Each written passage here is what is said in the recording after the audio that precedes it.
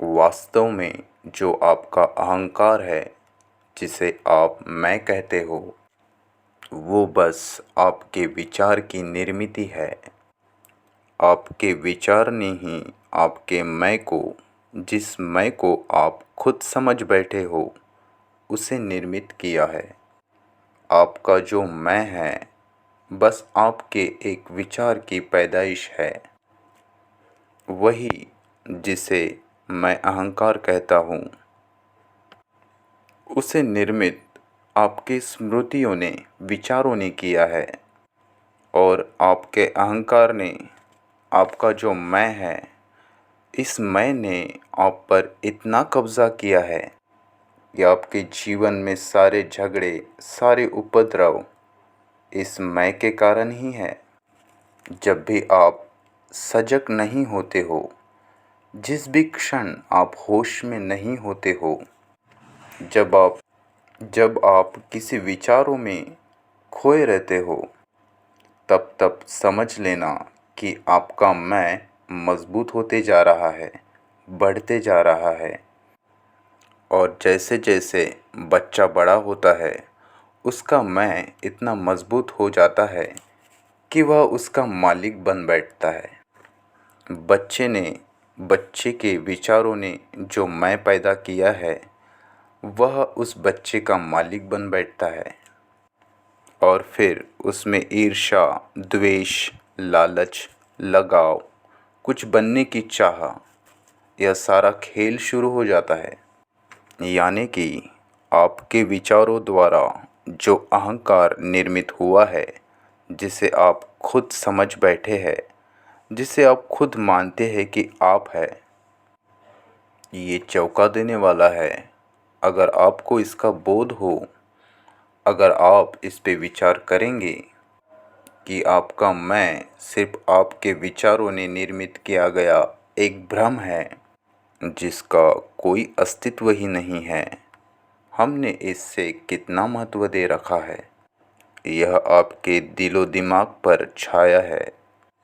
हम अपने मैं को बढ़ाते ही जा रहे हैं, वह आप पर हावी हो गया है।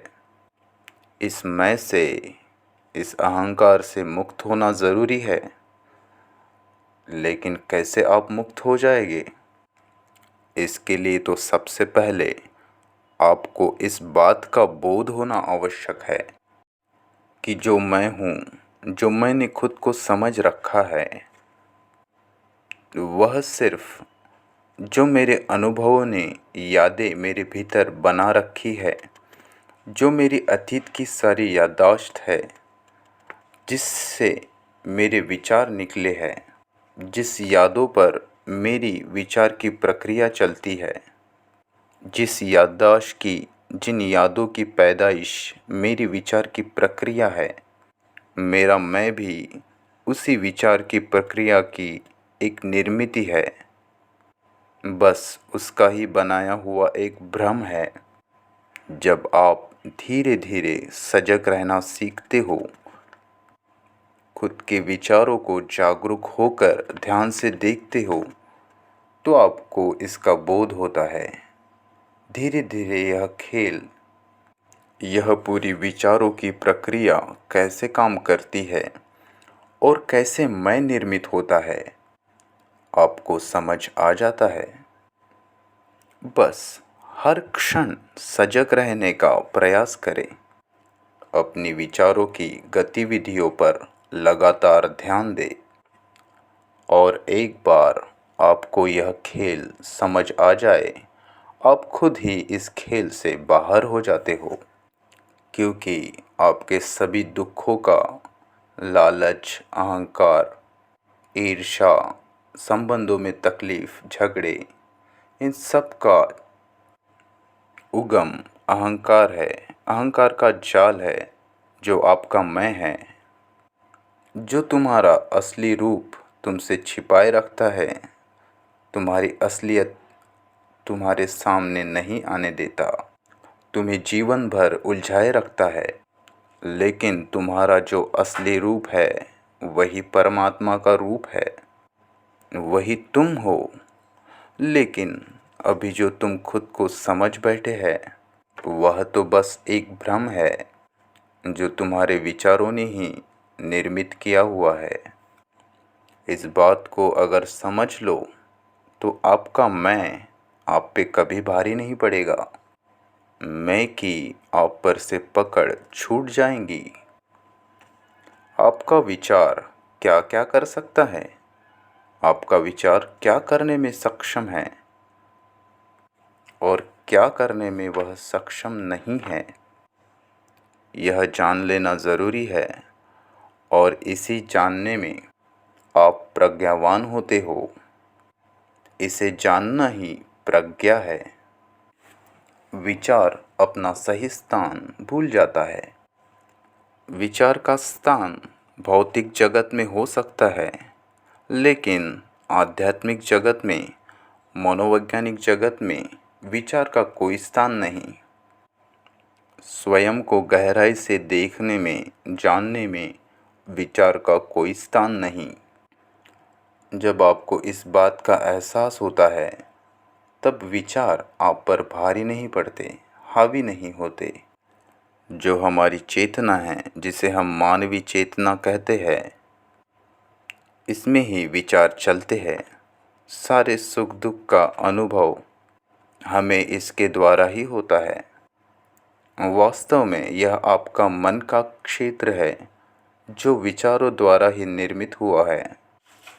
आपकी अतीत की याददाश्त और स्मृतियाँ, इन्होंने मिलकर विचार के द्वारा इसे पैदा किया है और इसी तल पर हम सब लोग जी रहे हैं।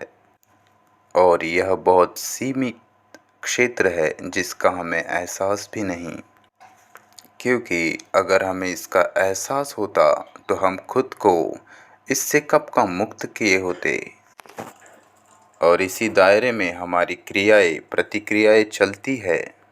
इसे अगर एहसास में लाना हो और इसी देखने में, इसी समझने में आप स्वतंत्र हो जाते हो।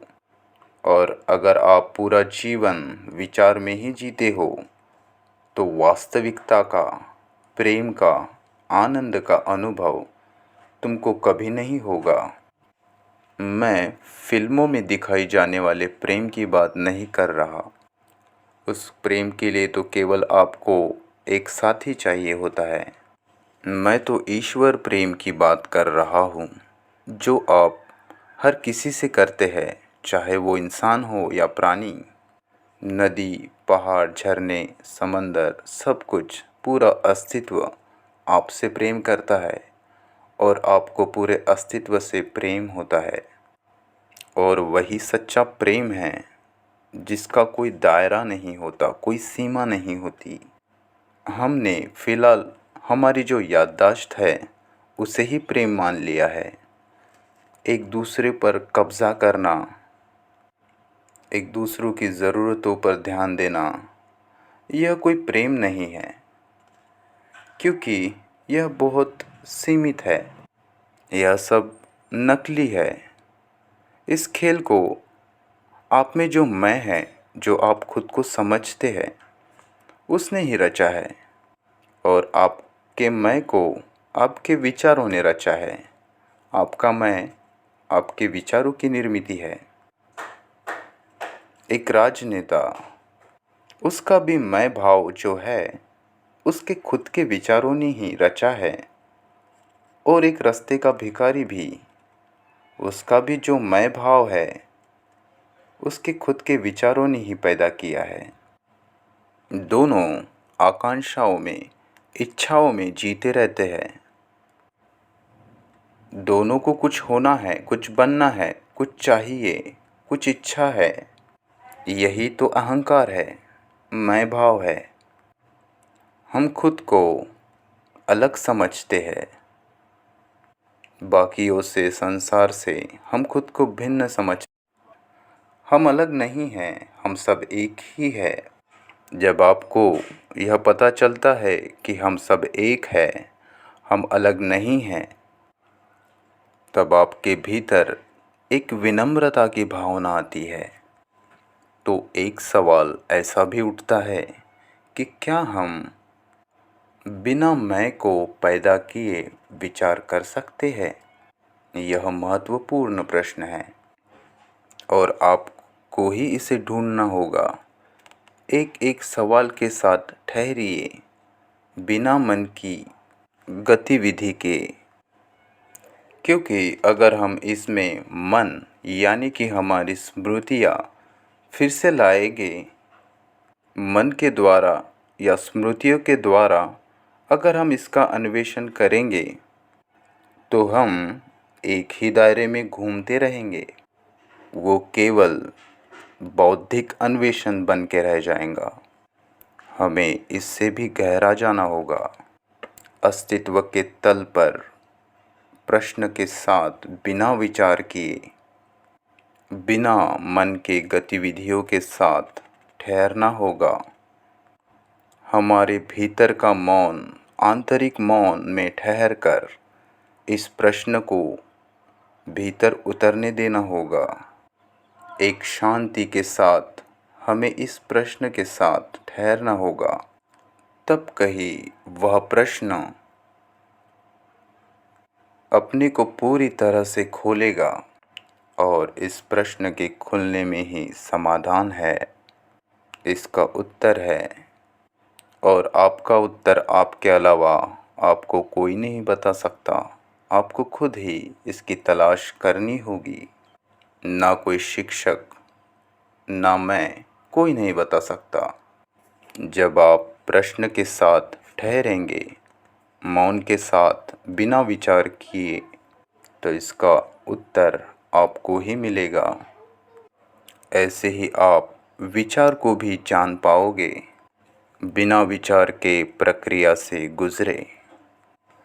और जब भी हम किसी चीज़ को गहराई से समझ जाते हैं, तो इसी समझ के साथ हम उससे मुक्त भी हो जाते हैं। अगर आप खुद के मैं को पूरी तरह देख सके, उसे समझ सके, तभी आप इस मैं से मुक्त हो पाओगे। लेकिन इसे करना, इसे देखना इतना आसान नहीं है। यह क्षण प्रति क्षण की क्रिया है।